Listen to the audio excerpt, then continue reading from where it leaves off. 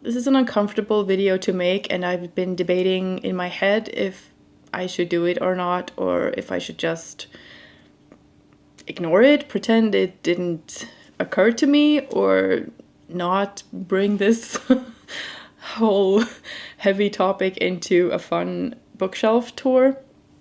But I think that it is important to talk about, and it is important to sort of be transparent with realizations that you have and bring attention to those things and not ignore it, because that's not how change is made. Hello and welcome to the Ellen Made Book Club. Today's video is turning out to be a bit more than I had originally planned. I was gonna do this like easy, fun, like almost a bonus video about my book collection, but it made me think about some things, and I want to talk about that as well. I am going to show you my bookshelves and give you, a little tour of my collection, but I wanted to talk about some things first, and I genuinely hope that you don't skip this part because it's really important to me, but more important to other people. So a couple of weeks ago, I sat down and filmed my first 3 videos for this channel. I did a book review video, a haul video, and the booktube newbie tag.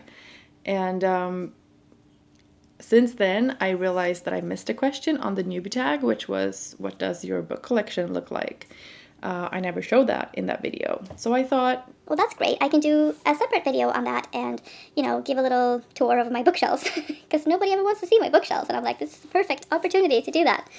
And then I've been editing these videos, and for the book haul video where I bought 9 books, I did some research on Goodreads because I wanted to just see what year they were published and what the average score was and stuff like that, to put in like graphics for that video. And as I was doing that, I also saw the photographs of the authors of these 9 books, and to my horror and embarrassment, I realized that all of these authors are white. And that didn't sit very well with me, especially as I'm putting these videos out in February, which I know is Black History Month in the US.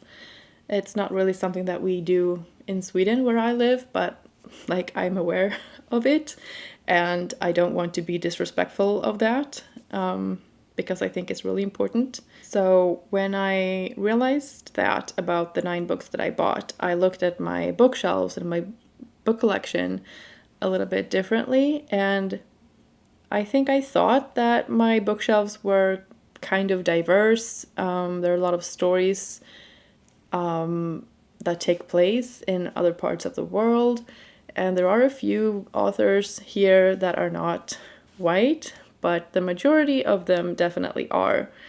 And again, that's not done intentionally, but not being intentional about it is just contributing to the status quo, which is being part of the problem. And that's not what I want to be.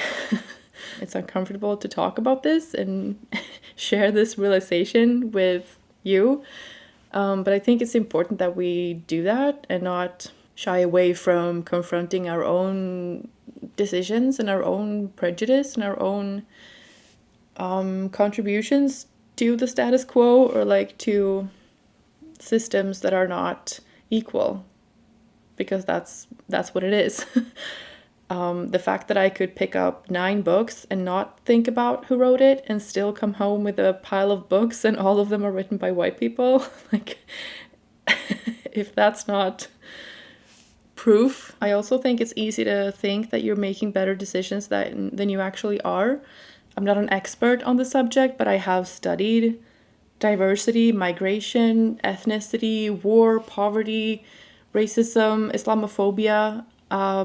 It's something that I'm interested in and horrified by, and I'm very aware of the problems that exist in the world, and still I'm coming home with a pile of books written by white authors. And so if I'm doing that and I'm aware, like, what are people doing who aren't? And why am I not making better decisions? It can be very tricky to talk about these things as a white person. It can feel like it's not your issue to talk about, or you don't want to say something wrong or offend anybody, or come off as condescending, or like you have some savior complex or whatever. But I think we just have to deal with that and talk about it anyway, because if we don't talk about it, if we don't sort of confront our own prejudice, then we are just part of the problem. And let's not let's not be part of the problem. Let's try to keep our eyes open and do better. And that's what I'm gonna try to do. That's my long introduction to my bookshelf tour. And if you're still with me, thank you for listening. There's so much more that could be said about this, but I'm gonna stop myself there and hope that my point came across. Anyways, I am still gonna show you my book collection because there are a few books in here that I really love and want to show you. A lot of books that I haven't read yet that I'm excited to read. And I also think that maybe there's someone out there who maybe has a similar collection to mine and maybe, just like I did, sort of thought that it was more diverse than it actually is. And maybe that can be an eye-opener for someone else to take a critical look at their book consumption and, other decisions that we make in our lives. And I don't know, it's a book tour. Let's not pretend that it's anything more than that, but if it can be more than that, that would be lovely. Okay? Great. So let me show you.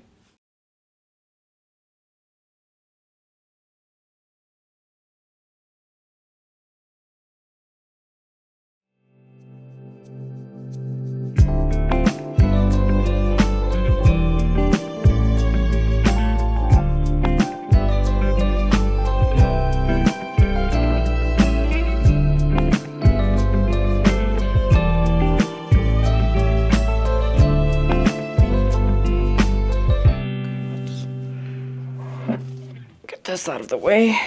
So on the top shelf here we have all the books with black covers, and then moving down we have some sort of self-help kind of books and more fiction, and then all of this is literature from different classes. And then over here we have more fiction. So let's just start in this corner over here. This one is, while we're on the topic, this book is called Black Like Me by John Howard Griffin. It's portrayed as a classic that every American should read. I'm not sure if that's the case, but I've read it.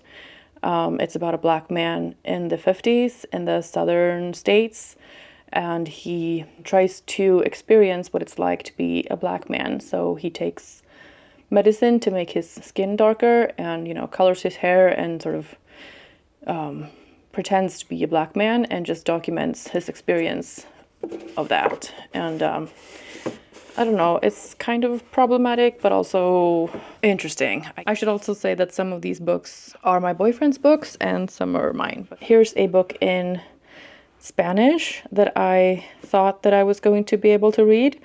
I have not been able to do that yet. But I don't know, maybe one day. That would be a good video. Oop. Yeah, all right. Yeah, this is gonna be a problem. Let's just put that to the side for now, okay? I know I said in another video that I don't like biographies. I haven't actually read this yet, but I couldn't not buy it when I saw it. Then we have The Hours by Michael Cunningham. I know some people have thoughts about the movie cover being on the book, which I totally get. This I think I bought secondhand. So here is a book by Neil Gaiman, which I think is called The Graveyard Book. I love this. It's about a boy who lives in a cemetery. Typical my boyfriend's books. This is about a Swedish wrapper. This book I haven't read yet, but it's a thriller by a Swedish author, and it says on the back that it's seemingly inspired by American TV shows like Homeland and House of Cards. So that's what intrigued me about that. It's kind of a political thriller. We have some Harlan Coben here. This one is mine, but I haven't read it yet. There's this valley in Switzerland where there is a facility for people with mental illness, kind of like recuperation kind of thing. And there's two twin brothers, and one of the brothers, Daniel, goes to visit his twin brother Max in this facility. And Max then says he has to get some money to pay for his stay there. So he asks Daniel to trade places with him so that he can go get money.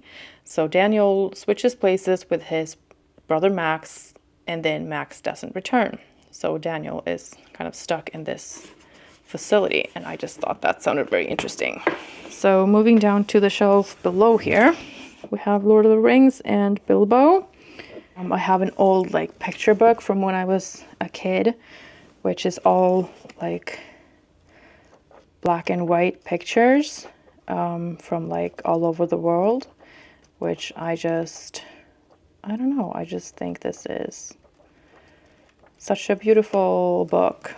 I have these books by Carlos Ruiz Zafón, which are amazing. I don't know what they're called in the English. Shadow of the Wind, maybe. We have this one by Margaret Atwood. I really like that. I haven't read The Handmaid's Tale yet, but I really want to. These three are mine, but I haven't read them. I don't know. This one I started to read, but then I fell out of it somehow. This book is on my TBR, and I'm really wanting to read that this year. This one as well. And this one I got because I liked this one so much, which is on the next shelf. So if we move over to this side, just on this shelf, I think there are 7 Dan Brown books. I read The Da Vinci Code and really loved that. And so then whenever I saw another Dan Brown book in, a secondhand store, I would pick it up and read it. And I think they're not all as great as The Da Vinci Code, but I enjoyed them. Here is another secondhand find that I haven't read yet, but I will. And then we have The Miniaturist by Jessie Burton, which I really liked, and Big Little Lies. I have a Joyce Carol Oates book here, which I haven't read, but I couldn't not pick it up when I saw it. This one is obviously my boyfriend's. This one is one of my favorite books of all time. I love this book, Ocean at the End of the Lane by Neil Gaiman. And this one, The Yacubian Building, takes place in Cairo. And I love this book as well. It's about a building and the tenants in it and how their lives sort of intertwine. Really recommend. Then we have 1 Fifth Avenue by Candace Bushnell, who is the author of Sex and the City. It was okay. It was fun, I guess. This one is a crime novel set in Istanbul. This book is written by a Swedish author, and it's sort of a document of her mother's life and also European history. Her mother was born in 1906 in Russia and grew up in Europe and lived in Berlin and Moscow and Paris, and then came as a refugee to Sweden in 1940. And this author didn't really know her mother's history that well until she passed away, and then she started looking at old letters and documents and put this book together, and it's really interesting. This one, The Other Hand by Chris Cleave. I don't know if he is able to tell the story of a Nigerian girl. This is a beautiful story, and I remember it very fondly. It is set in Burma.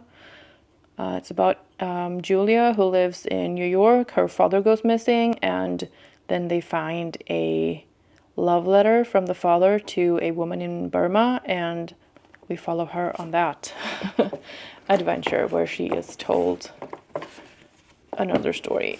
Oh my gosh.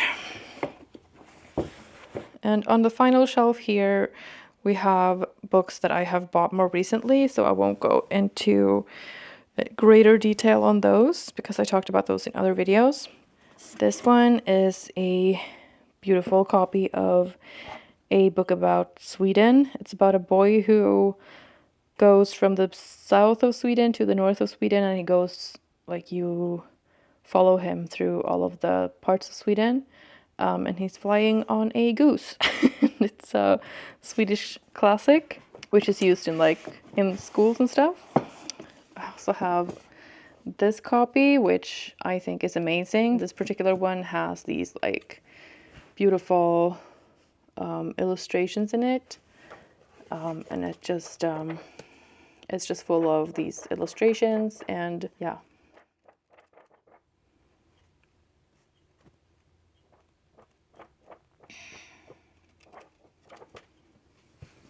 This one is another one that I remember very fondly. It's about Christopher, who is on the autism spectrum, and he discovers their neighbor's dog killed with a garden fork, and he starts his own murder investigation of this dog and documents that in this book. And so it's all written in his sort of worldview. It's very factual and kind of naive, and it's just a beautiful story. It's really funny, and it's also heartbreaking and heartwarming, and just a wonderful book. So recommend that if you haven't read it already. This one I am excited to read this year. The Confession by Jessie Burton. 9 Perfect Strangers I have read and enjoyed. Malibu Rising is on my TBR, as well as Colleen Hoover, It Ends With Us, because I haven't read any of her books and I want to see what all the fuss is about. This is about transitioning and detransitioning and having babies and complex relationships, and yeah, I'm excited to read this year as well. And then I also have The Song of Achilles, which I really want to read this year because I loved Cersei so much. So that was my book collection tour. I hope you enjoyed it and maybe found some books that you are interested to read. I also hope that this video inspires you to take a critical look at your book collection. Maybe it's already super diverse, and that's great. If it's not, don't beat yourself up about it, but just try to be more intentional about that in the future. I know I will. Yeah, see you in the next one. Bye.